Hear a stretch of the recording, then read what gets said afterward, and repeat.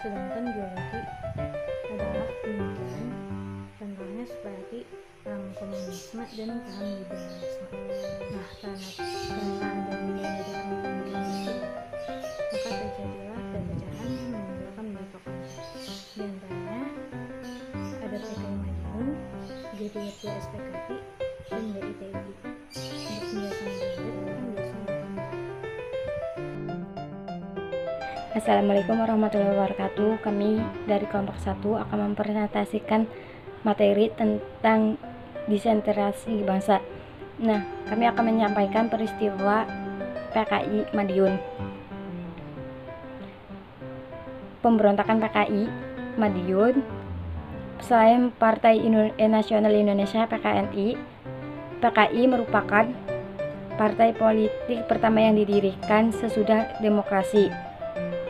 Sejak mereka sampai awal tahun 1948, PKI masih bersikap mendukung pemerintahan yang kebetulan memang dikuasai oleh golongan kiri. PKI menjadi Front Demokrasi Rakyat (FDR) yang didirikan Amir Syafruddin pada bulan Februari 1948. Pada awal September 1948, pemimpinan PKI dipegang Musso.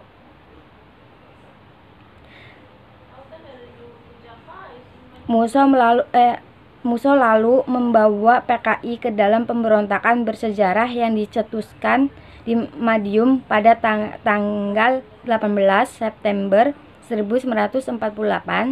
Mengapa PKI pemberontak? Alasan utamanya tentu bersifat ideologis, di mana mereka memiliki cita-cita ingin menjadikan Indonesia sebagai negara komunis. Pemerintahan Indonesia telah melakukan upaya-upaya diplomasi dengan Musso, bahkan sampai mengikutsertakan tokoh-tokoh kiri yang lain, yaitu Tan Malaka, untuk meredam gerakan ofensi PKI Musso.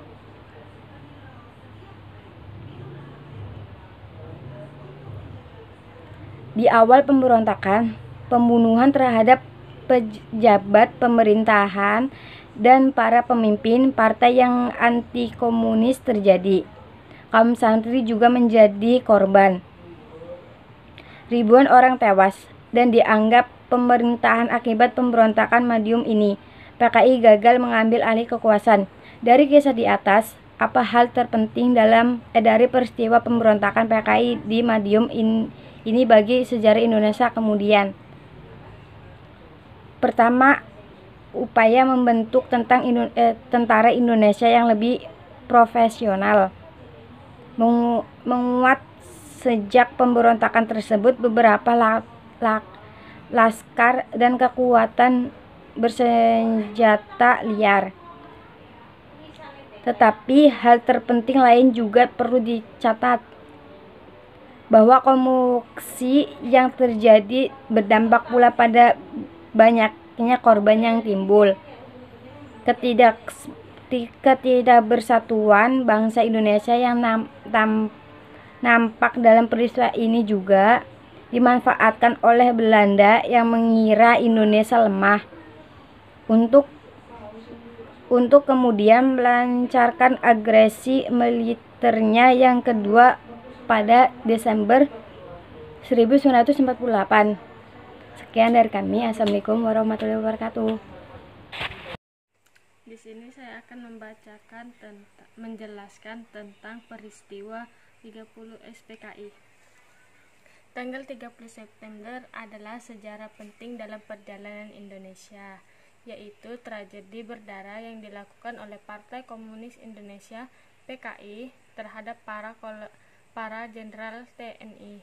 Peristiwa yang dikenal dengan G30 SPKI itu terjadi pada malam hari 30 September sampai dengan 1 Oktober 1965, di mana 7 perwira tinggi militer dibunuh dan dibuang ke lubang buaya. Dan bahkan peristiwa besar ini dituangkan ke dalam sebuah film G30 SPKI untuk mengenang tragedi berdarah dan pelajaran bagi Indonesia. Para pelaku juga merupakan oknum tentara yang bergabung di bawah bendera Palu Arit yang diduga hendak memberontak dengan melakukan kudeta merebut pemerintahan.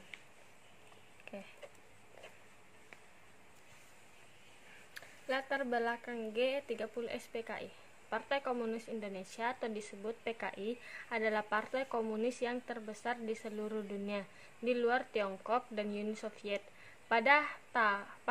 Sampai pada tahun 1965, anggotanya berjumlah sekitar 3.500.000, ditambah 3 juta dari pergerakan pemudanya.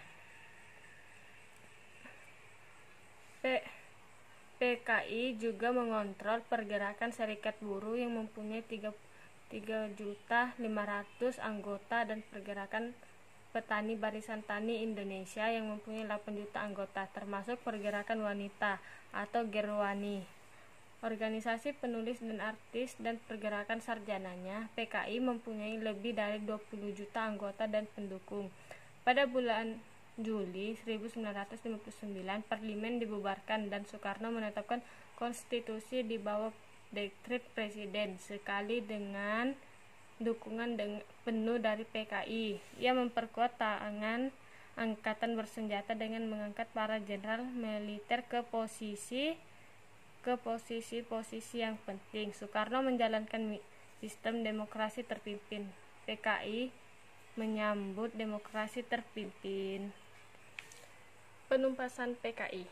Tanggal 1 Oktober 1965, operasi penumpasan G30 SPKI dimulai sejak tanggal 1 Oktober 1965 sore hari.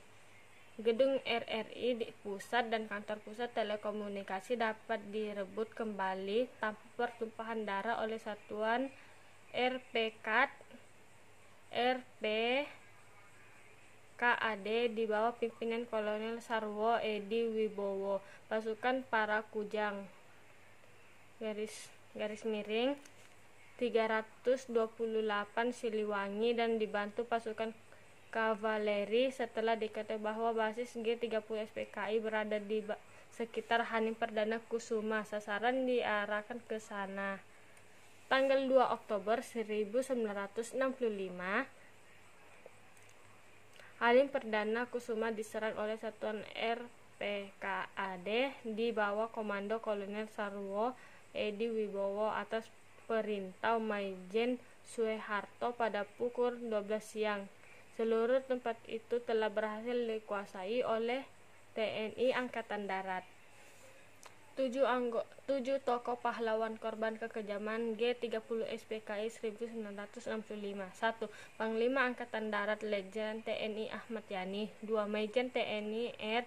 Suprapto. 3. Majen TNI MT Haryono. 4. Majen TNI Siswondo Parman. 5. Dijen TNI di Panjaitan. 6. Dijen TNI Sutoyo Siswomiharjo. 7. Letnan Piretendean.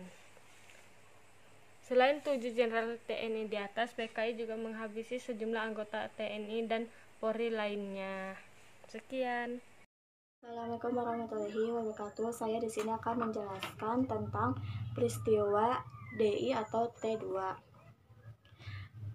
Pemberontakan Darul Islam atau Tentara Islam di Indonesia, DI atau TI.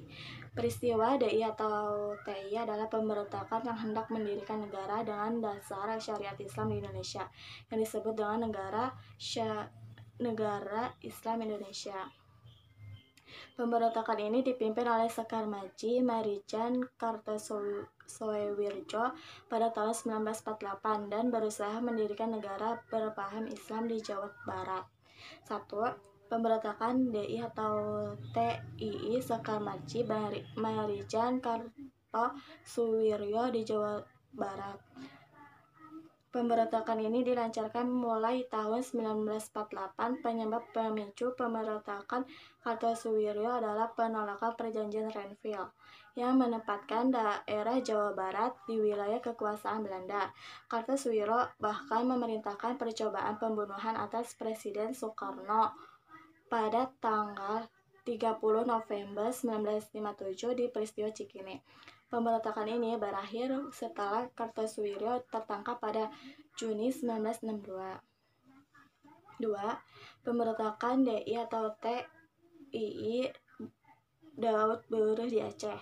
Pemicu pemberontakan ini adalah penolakan dihapusnya Provinsi Aceh dan digabungkannya wilayah Aceh dengan Sumatera Utara. Pemberontakan ini berhasil diselesaikan dengan cara damai setelah dilakukannya musyawarah kerukunan rakyat Aceh pada bulan Desember 1962 dan dibentuknya kembali Aceh sebagai provinsi berstatus daerah istimewa. 3. Pemberontakan DI atau TII Amir Fatah di Jawa Tengah. Pemicu pemberontakan ini adalah kekecewaan Amir Fatah akan dominasi kaum kiri, yaitu artinya sosialis dan komunis, di Tegal dan di sekitarnya. Wilayah basis kekuatan Amir Fatah, akibatnya Amir Fatah memberontak pada tahun 1950. Pemberontakan dipatahkan setelah operasi militer di wilayah Banyumas, mengalahkan pasukan Amir Fatah. Terus 4. Pemberontakan DI atau TI Ibnu Hajar di Kalimantan Selatan. Pemicu pemberontakan ini adalah kegagalan para mantan pejuang kemerdekaan asal Kalimantan Selatan untuk diterima di tentara Indonesia. Saat itu, APRIS, singkatan dari Angkatan Perang Republik Indonesia Serikat. Kebanyakan bekas pejuang ini tidak bisa masuk tentara karena tidak bisa baca tulis, termasuk Ibnu Hajar sendiri.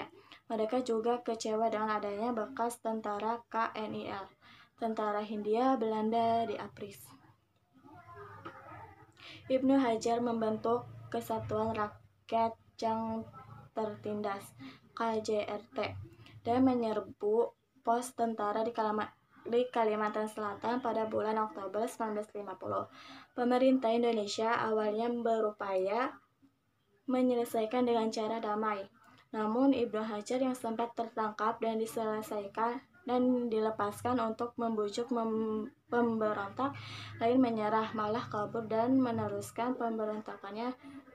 Pemberontakan ini berhasil dikalahkan dan Ibnu Hajar menyerah pada Maret 1965. 5.